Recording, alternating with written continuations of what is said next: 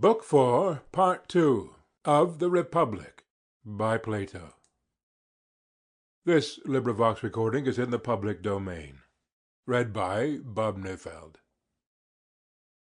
Here I saw something. "Hullo," I said, "I begin to perceive a track, and I believe that the quarry will not escape." "Good news," he said. "Truly," I said, "we are stupid fellows." "Why so?" "Why, my good sir, at the beginning of our inquiry, ages ago, there was justice tumbling out at our feet, and we never saw her. Nothing could be more ridiculous. Like people who go about looking for what they have in their hands. That was the way with us. We looked not at what we were seeking, but at what was far off in the distance, and therefore, I suppose, we missed her." "What do you mean?" "I mean to say that in reality, for a long time past we have been talking of justice, and have failed to recognize her." "I grow impatient at the length of your exordium." "Well, then, tell me," I said, "whether I am right or not. You remember the original principle which we were always laying down at the foundation of the state, that one man should practice one thing only, the thing to which his nature was best adapted. Now, justice is this principle, or a part of it." "Yes, we often said that one man should do one thing only." "Further, we affirmed that justice was doing one's own business and not being a busybody. We said so again and again, and many others have said the same to us." "Yes, we said so." "Then to do one's own business in a certain way may be assumed to be justice. Can you tell me whence I derive this inference?" "I cannot, but I should like to be told." "Because I think that this is the only virtue which remains in the state when the other virtues of temperance and courage and wisdom are abstracted, and that this is the ultimate cause and condition of the existence of all of them, and while remaining in them is also their preservative. And we were saying that if the three were discovered by us, justice would be the fourth or remaining one." "That follows of necessity."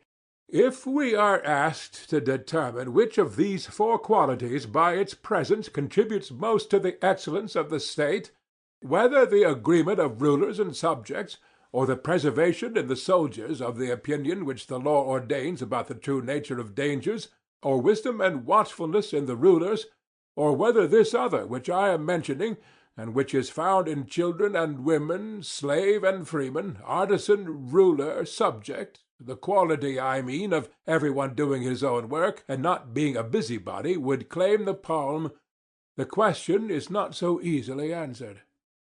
"Certainly," he replied, "there would be a difficulty in saying which." "Then the power of each individual in the state to do his own work appears to compete with the other political virtues, wisdom, temperance, courage." "Yes," he said. "And the virtue which enters into this competition is justice?" "Exactly." "Let us look at the question from another point of view. Are not the rulers in a state those to whom you would entrust the office of determining suits at law?" "Certainly." "And are suits decided on any other ground but that a man may neither take what is another's, nor be deprived of what is his own?" "Yes, that is their principle." "Which is a just principle?" "Yes." "Then on this view also, justice will be admitted to be the having and doing what is a man's own and belongs to him?" "Very true." "Think now, and say whether you agree with me or not. Suppose a carpenter to be doing the business of a cobbler, or a cobbler of a carpenter, and suppose them to exchange their implements or their duties, or the same person to be doing the work of both, or whatever be the change. Do you think that any great harm would result to the state?" "Not much." "But when the cobbler or any other man whom nature designed to be a trader, having his heart lifted up by wealth or strength or the number of his followers, or any like advantage, attempts to force his way into the class of warriors, or a warrior into that of legislators and guardians, for which he is unfitted, and either to take the implements or the duties of the other, or when a man is trader, legislator, and warrior all in one, then I think you will agree with me in saying that this interchange and this meddling of one with another is the ruin of the state. Most true. Seeing, then, I said, that there are three distinct classes, any meddling of one with another, or the change of one into another, is the greatest harm to the state, and may be most justly termed evil-doing. Precisely.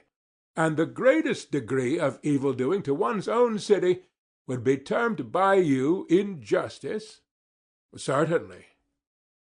This, then, is injustice, and on the other hand, when the trader, the auxiliary, and the guardian each do their own business, that is justice, and will make the city just. I agree with you. We will not, I said, be over-positive as yet. But if, on trial, this conception of justice be verified in the individual as well as in the state, there will be no longer any room for doubt.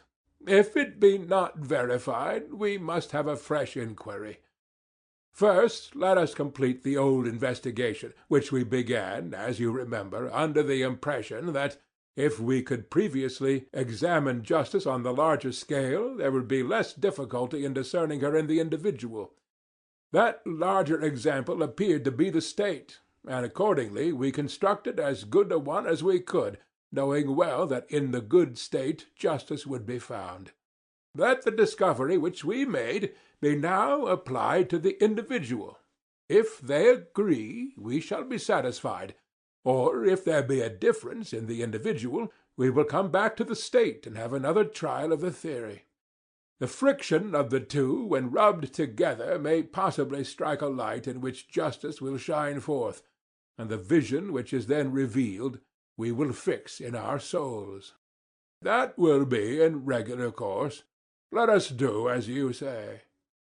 I proceeded to ask, when two things, a greater and less, are called by the same name, are they like or unlike in so far as they are called the same? Like, he replied. The just man, then, if we regard the idea of justice only, will be like the just state? He will. And a state was thought by us to be just when the three classes in the state severally did their own business, and also thought to be temperate and valiant and wise by reason of certain other affections and qualities of these same classes. True, he said. And so of the individual. We may assume that he has the same three principles in his own soul which we find in the state, and he may be rightly described in the same terms, because he is affected in the same manner. Certainly, he said. Once more, then, O my friend, we have alighted upon an easy question, whether the soul has these three principles or not. An easy question. Nay, rather, Socrates, the proverb holds that hard is the good. Very true, I said, and I do not think that the method which we are employing is at all adequate to the accurate solution of this question. The true method is another and a longer one. Still, we may arrive at a solution not below the level of the previous enquiry. May we not be satisfied with that? He said. Under the circumstances, I am quite content. I, too, I replied, shall be extremely well satisfied. Then faint not in pursuing the speculation, he said. Must we not acknowledge, I said, that in each of us there are the same principles and habits which there are in the state, and that from the individual they pass into the state? How else can they come there? Take the quality of passion or spirit. It would be ridiculous to imagine that this quality, when found in states, is not derived from the individuals who are supposed to possess it. For example, the Thracians, the Scythians, and in general the northern nations, and the same may be said of the love of knowledge, which is the special characteristic of our part of the world, or the love of money, which may, with equal truth, be attributed to the Phoenicians and Egyptians. Exactly so, he said. There is no difficulty in understanding this. None whatever. But the question is not quite so easy when we proceed to ask whether these principles are three or one. Whether, that is to say, we learn with one part of our nature, are angry with another, and with a third part desire the satisfaction of our natural appetites, or whether the whole soul comes into play in each sort of action. To determine that is the difficulty. Yes, he said, there lies the difficulty. Then let us now try and determine whether they are the same or different. How can we? He asked. I replied as follows. The same thing clearly cannot act or be acted upon in the same part, or in relation to the same thing at the same time in contrary ways. And therefore, whenever this contradiction occurs in things apparently the same, we know that they are really not the same, but different. Good. For example, I said, can the same thing be at rest and in motion at the same time in the same part? Impossible. Still, I said, let us have a more precise statement of terms, lest we should hereafter fall out by the way. Imagine the case of a man who is standing and also moving his hands and his head, and suppose a person to say that one and the same person is in motion and at rest at the same moment. To such a mode of speech we should object, and should rather say that one part of him is in motion while another is at rest. Very true. And suppose the objector to refine still further, and to draw the nice distinction that not only parts of tops, but whole tops, when they spin round with their pegs fixed on the spot, are at rest and in motion at the same time, and he may say the same of anything which revolves in the same spot, his objection would not be admitted by us, because in such cases things are not at rest and in motion in the same parts of themselves. We should rather say that they have both an axis and a circumference, and that the axis stands still, for there is no deviation from the perpendicular, and that the circumference goes round. But if, while revolving, the axis inclines either to the right or left, forwards or backwards, then in no point of view can they be at rest. That is the correct mode of describing them, he replied. Then none of these objections will confuse us, or incline us to believe that the same thing at the same time, in the same part, or in relation to the same thing, can act or be acted upon in contrary ways. Certainly not, according to my way of thinking.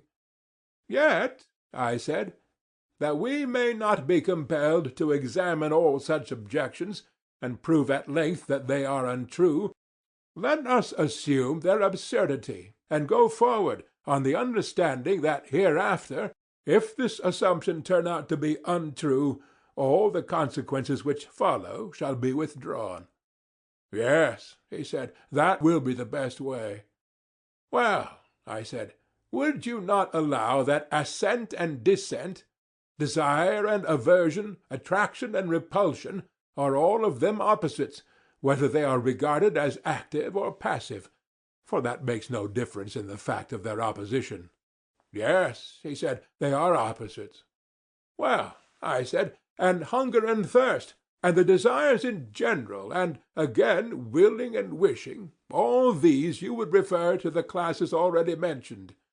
You would say, would you not, that the soul of him who desires is seeking after the object of his desire, or that he is drawing to himself the thing which he wishes to possess, or, again, when a person wants anything to be given him, his mind, longing for the realization of his desire, intimates his wish to have it by a nod of assent, as if he had been asked a question. Very true. And what would you say of unwillingness and dislike, and the absence of desire? Should not these be referred to the opposite class of repulsion and rejection? Certainly. Admitting this to be true of desire generally, let us suppose a particular class of desires, and out of these we will select hunger and thirst, as they are termed, which are the most obvious of them. Let us take that class, he said. The object of one is food, and of the other drink? Yes. And here comes the point. Is not thirst the desire which the soul has of drink, and of drink only, not of drink qualified by anything else?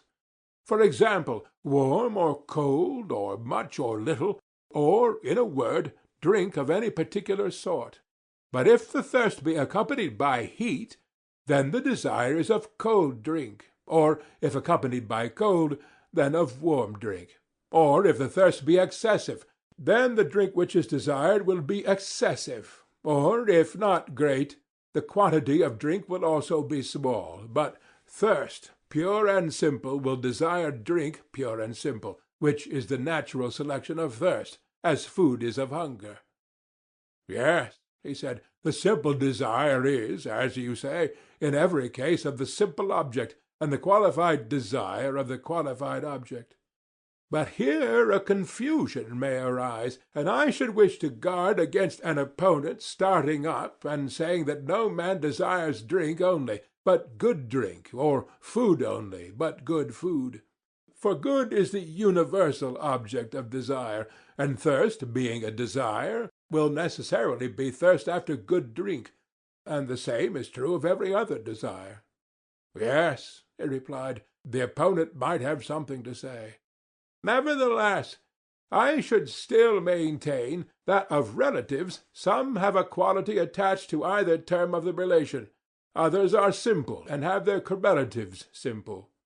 I do not know what you mean. Well, you know, of course, that the greater is relative to the less? Certainly. And the much greater to the much less? Yes. And the sometime greater to the sometime less, and the greater that is to be to the less that is to be? Certainly, he said. And so of more and less, and of other correlative terms, such as the double and the half, or again the heavier and the lighter, the swifter and the slower, and of hot and cold, and of any other relatives. Is not this true of all of them? Yes. And does not the same principle hold in the sciences? The object of science is knowledge, assuming that to be the true definition, but the object of a particular science is a particular kind of knowledge. I mean, for example, that the science of house-building is a kind of knowledge which is defined and distinguished from other kinds, and is therefore termed architecture. Certainly, because it has a particular quality which no other has. Yes. And it has this particular quality because it has an object of a particular kind, and this is true of the other arts and sciences. Yes. Now then, if I made myself clear, you will understand my original meaning in what I said about relatives. My meaning was that if one term of a relation is taken alone, the other is taken alone. If one term is qualified, the other is also qualified. I do not mean to say that relatives may not be disparate, or that the science of health is healthy, or of disease necessarily diseased, or that the sciences of good and evil are therefore good and evil, but only that, when the term science is no longer used absolutely, but has a qualified object which in this case is the nature of health and disease, it becomes defined, and is hence called not merely science, but the science of medicine. I quite understand, and I think as you do. Would you not say that thirst is one of these essentially relative terms, having clearly a relation? Yes, thirst is relative to drink. And a certain kind of thirst is relative to a certain kind of drink. But thirst taken alone is neither of much nor little, nor of good nor bad, nor of any particular kind of drink, but of drink only. Certainly. Then the soul of the thirsty one, in so far as he is thirsty, desires only drink. For this he yearns and tries to obtain it. That is plain. And if you suppose something which pulls a thirsty soul away from drink, that must be different from the thirsty principle which draws him like a beast to drink. For, as we were saying, the same thing cannot at the same time, with the same part of itself, act in contrary ways about the same. Impossible. no more than you can say that the hands of the archer push and pull the bow at the same time, but what you say is that one hand pushes and the other pulls. Exactly so, he replied. And might a man be thirsty and yet unwilling to drink? Yes, he said, it constantly happens. And in such a case what is one to say? Would you not say that there was something in the soul bidding a man to drink, and something else forbidding him, which is other and stronger than the principle which bids him? I should say so. And the forbidding principle is derived from reason, and that which bids and attracts proceeds from passion and disease? Clearly. Then we may fairly assume that they are two, and that they differ from one another. The one with which a man reasons we may call the rational principle of the soul. The other we may call the rational principle of the soul. The other, with which he loves and hungers and thirsts and feels the flutterings of any other desire, may be termed the irrational or appetitive, the ally of sundry pleasures and satisfactions. Yes, he said, we may fairly assume them to be different. Then let us finally determine that there are two principles existing in the soul. And what of passion or spirit? Is it a third, or akin to one of the preceding? I should be inclined to say akin to desire. Well, I said, there is a story which I remember to have heard, and in which I put faith. The story is that Leontius, the son of Algleion, coming up one day from the Piraeus, under the north wall on the outside, observed some dead bodies lying on the ground at the place of execution. He felt a desire to see them, and also a dread and abhorrence of them. For a time he struggled and covered his eyes, but at length the desire got the better of him, and forcing them open, he ran up to the dead bodies, saying, "Look, ye wretches, take your fill of the fair sight."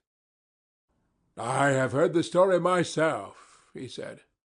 "The moral of the tale is that anger at times goes to war with desire, as though they were two distinct things." "Yes, that is the meaning," he said. "And are there not many other cases in which we observe that when a man's desires violently prevail over his reason, he reviles himself, and is angry at the violence within him, and that in this struggle, which is like the struggle of factions in a state, his spirit is on the side of his reason? But for the passionate or spirited element to take part with the desires when reason decides that she should not be opposed, is a sort of thing which I believe that you never observed occurring in yourself, nor, as I should imagine, in any one else." "Certainly not. Suppose that a man thinks he has done a wrong to another. The nobler he is, the less able he is to feel indignant at any suffering, such as hunger or cold, or any other pain which the injured person may inflict upon him. These he deems to be just, and, as I say, his anger refuses to be excited by them." "True," he said. "But when he thinks that he is the sufferer of the wrong, then he boils and chafes, and is on the side of what he believes to be justice. And because he suffers hunger or cold or other pain, he is only the more determined to persevere and conquer. His noble spirit will not be quelled until he either slays or is slain, or until he hears the voice of the shepherd, that is, reason, bidding his dog bark no more." "The illustration is perfect," he replied, "and in our state, as we were saying, the auxiliaries were to be dogs, and to hear the voice of the rulers, who are their shepherds." "I perceive," I said, "that you quite understand me. There is, however, a further point which I wish to consider." "What point?" "You remember that passion or spirit appeared at first sight to be a kind of desire. But now we should say quite the contrary, for in the conflict of the soul spirit is arrayed on the side of the rational principle." "Most assuredly." "But a further question arises. Is passion different from reason also, or only a kind of reason, in which latter case, instead of three principles in the soul, there will be only two, the rational and the concupiscent? Or rather, as the state was composed of three classes, traders, auxiliaries, counsellors, so may there not be in the individual soul a third element which is passion or spirit, and when not corrupted by bad education, is the natural auxiliary of reason? Yes, he said, there must be a third. Yes, I replied, if passion, which has already been shown to be different from desire, turns out also to be different from reason. But that is easily proved. We may observe even in young children that they are full of spirit almost as soon as they are born, whereas some of them never seem to attain the use of reason, and most of them late enough. Excellent, I said. And you may see passion equally in brute animals, which is a further proof of the truth of what you are saying. And we may once more appeal to the words of Homer, which have already been quoted by us. He smote his breast, and thus rebuked his soul. For in this verse Homer has clearly supposed the power which reasons about the better and worse to be different from the unreasoning anger which is rebuked by it. Very true, he said. And so, after much tossing, we have reached land, and are fairly agreed that the same principles which exist in the state exist also in the individual, and that they are three in number. Exactly. Must we not then infer that the individual is wise in the same way, and in virtue of the same quality which makes the state wise? Certainly. Also, that the same quality which constitutes courage in the state constitutes courage in the individual, and that both the state and the individual bear the same relation to all the other virtues?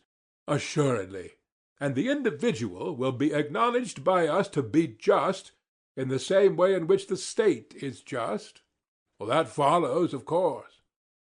We cannot but remember that the justice of the state consisted in each of the three classes doing the work of its own class. We are not very likely to have forgotten, he said. We must recollect that the individual in whom the several qualities of his nature do their own work will be just, and will do his own work. Yes, he said, we must remember that too. And ought not the rational principle, which is wise and has the care of the whole soul, to rule, and the passionate or spirited principle to be the subject and ally? Certainly. And, as we were saying, the united influence of music and gymnastic will bring them into accord, nerving and sustaining the reason with noble words and lessons, and moderating and soothing and civilizing the wildness of passion by harmony and rhythm. Quite true, he said. And these two, thus nurtured and educated, and having learned truly to know their own functions, will rule over the concupiscent, which in each of us is the largest part of the soul, and by nature most insatiable of gain. Over this they will keep guard, lest, waxing great and strong with the fullness of bodily pleasures, as they are termed, the concupiscent soul, no longer confined to her own sphere, should attempt to enslave and rule those who are not her natural-born subjects, and overturn the whole life of man.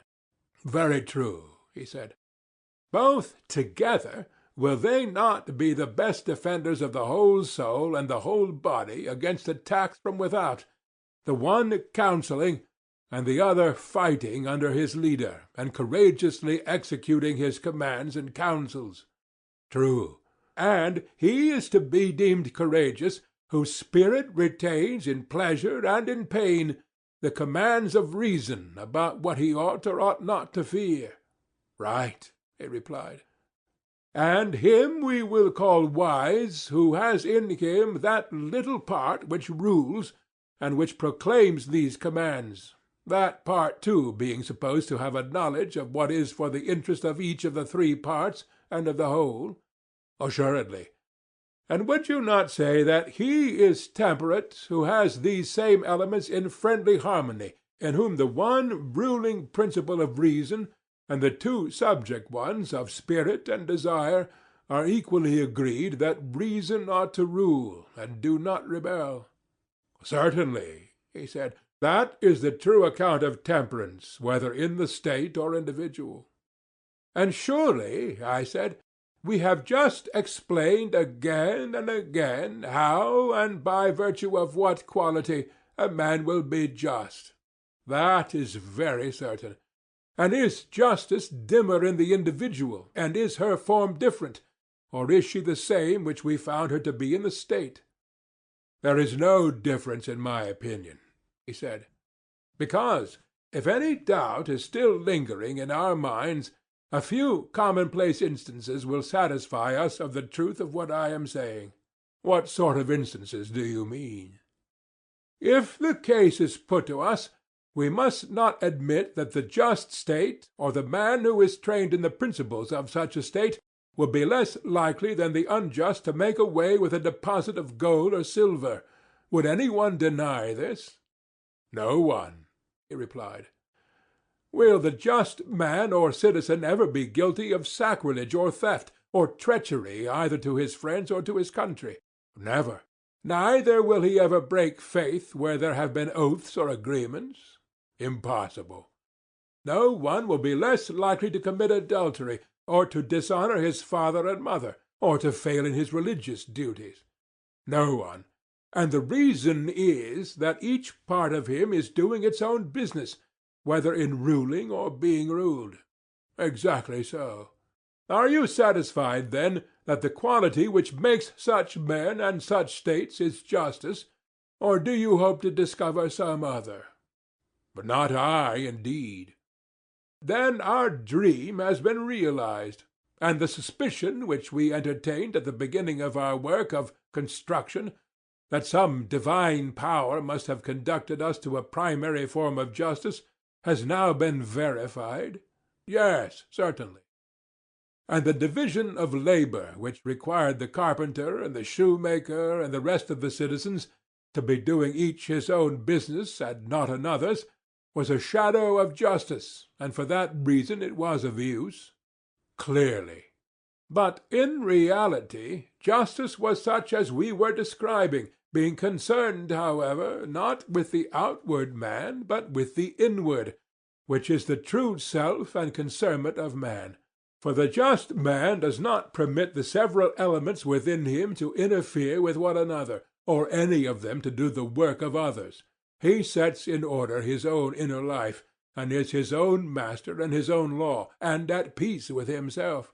And when he has bound together the three principles within him, which may be compared to the higher, lower, and middle notes of a scale, and the intermediate intervals, when he has bound all these together, and is no longer many, but has become one entirely temperate and perfectly adjusted nature, then he proceeds to act, if he has to act, whether in a matter of property, or in the treatment of the body, or in some affair of politics or private business, always thinking and calling that which preserves and cooperates with this harmonious condition just and good action, and the knowledge which presides over it wisdom, and which at any time impairs this condition he will call unjust action, and the opinion which presides over it ignorance. You have said the exact truth, Socrates. Very good. And if we were to affirm that we had discovered the just man and the just state, and the nature of justice in each of them, we should not be telling a falsehood. Most certainly not. May we say so, then? Let us say so. And now, I said, injustice has to be considered. Clearly. Must not injustice be a strife, which arises among the three principles, of meddlesomeness and interference, and rising up of a part of the soul against the whole, an assertion of unlawful authority, which is made by a rebellious subject against a true prince, of whom he is the natural vassal, What is all this confusion and delusion but injustice, and intemperance, and cowardice, and ignorance, and every form of vice? Exactly so. And if the nature of justice and injustice be known, then the meaning of acting unjustly and being unjust, or again of acting justly, will also be perfectly clear. What do you mean? He said. Why, I said, they are like disease and health, being in the soul just what disease and health are in the body. How so? He said. Why, I said, that which is healthy causes health, and that which is unhealthy causes disease. Yes. And just actions cause justice, and unjust actions cause injustice? Well, that is certain. And the creation of health is the institution of a natural order, and government of one by another in the parts of the body, and the creation of disease is the production of a state of things at variance with this natural order. True.